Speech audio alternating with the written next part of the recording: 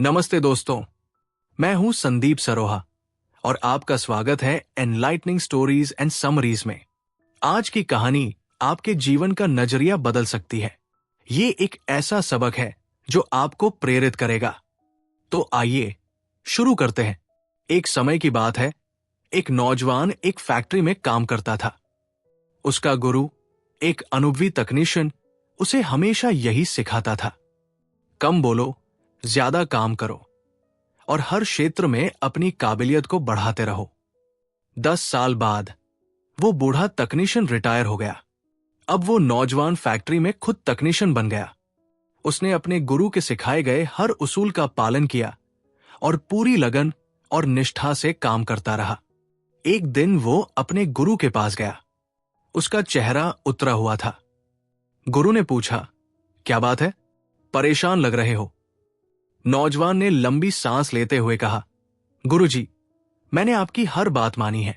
मैं अपना काम अच्छे से करता हूं, चुपचाप मेहनत करता हूं।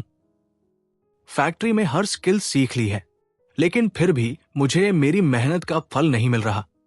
जिन लोगों का अनुभव और काबिलियत मुझसे कम है, उन्हें प्रमोशन मिल गया है और मैं वही का वही हूं। गुरु ने मुस्कुराते हुए कहा, क्या तुम ये मानते हो कि फैक्ट्री के लिए तुम्हारा महत्व बहुत ज्यादा है? नौजवान ने तुरंत जवाब दिया, जी हां।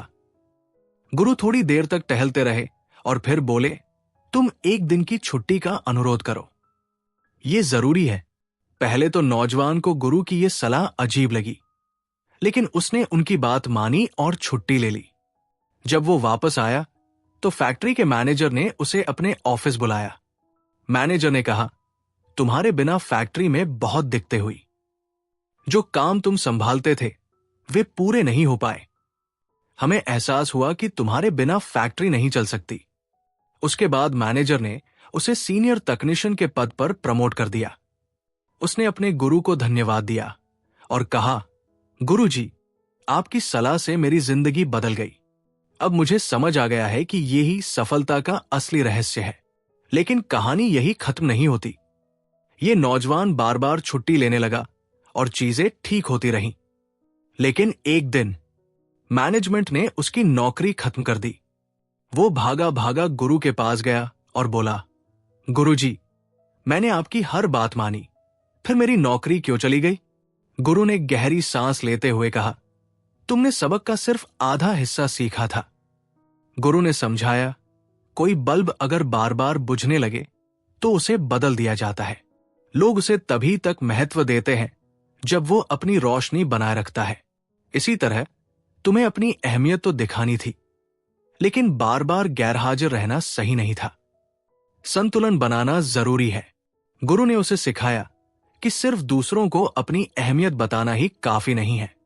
संतुलन बनाए रखना और अपनी जिम्मेदारियां निभाना भी उतना ही जरूरी है।